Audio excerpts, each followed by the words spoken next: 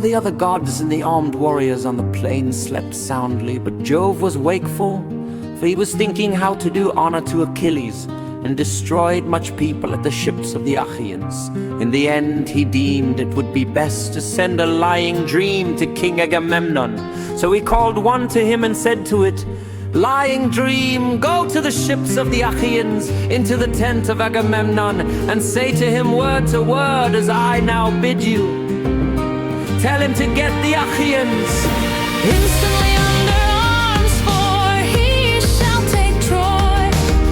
There are no longer divided councils among the gods. Juno has brought them to her own line, and woe betideth the Trojans." The dream went when it had heard its message, and soon reached the ships of the Achaeans. It sought Agamemnon, son of Atreus, and found him in his tent, wrapped in a profound slumber. It hovered over his head in the likeness of Nestor, son of Neleus, whom Agamemnon honored above all his counselors, and said, "You are sleeping, son of Atreus, one who has the welfare of his host, and so much other care upon his shoulders should dock his sleep. Hear me at once, for I come as a messenger from Jove, who though he be not near, yet takes thought for you and pities you. He bids you get the Achaeans instantly under arms, for you shall take Troy. There are no longer divided councils among the gods. Juno has brought them over to her own mind, and woe betides the Trojans at the hands of Jove.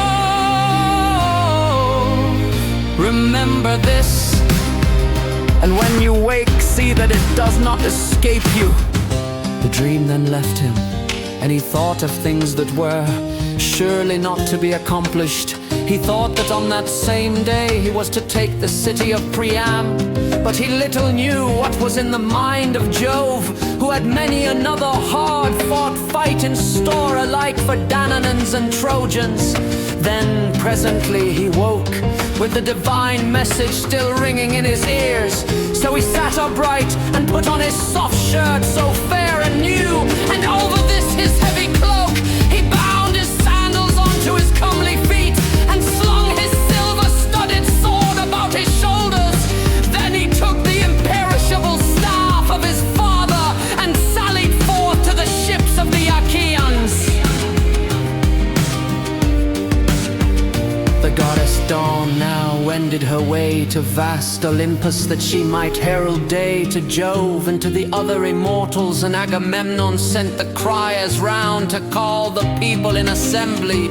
So they called them, and the people gathered thereon.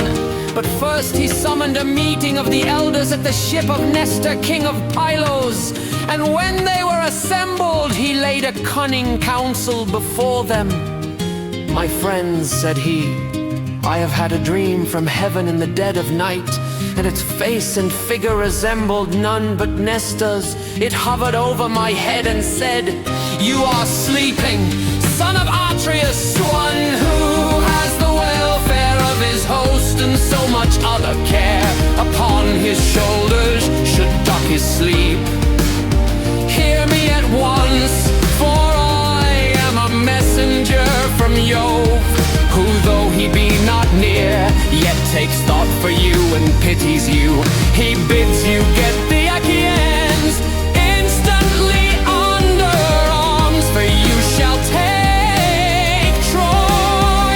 There are no longer divided councils among the gods. Juno has brought them over to her own mind, and woe betides the Trojans at the hands of Jove. Remember this." The dream then vanished, and I awoke. Let us now, therefore, arm the sons of the Achaeans. But it will be well that I should first sound them, and to this end I will tell them to fly with their ships. But do you others go about among the host, and prevent their doing so. He then sat down, and Nestor, the prince of Pylos, with all sincerity and goodwill addressed them thus.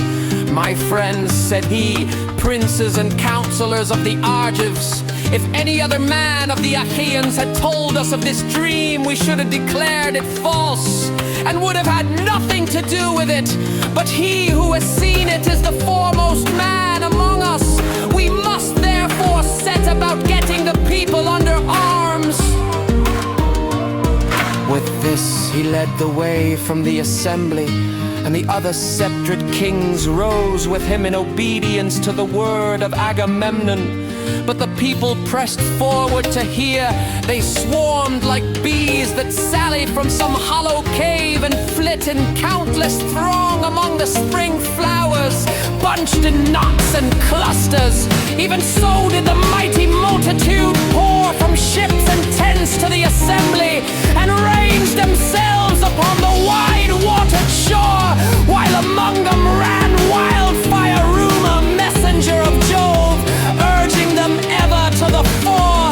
Thus they gathered in a pell-mell of mad confusion, and the earth groaned under the tramp of men as the people sought their places. 9 heralds went crying about among them to stay their tumult and bid them listen to the kings, till at last they were got into their several places and ceased their clamor.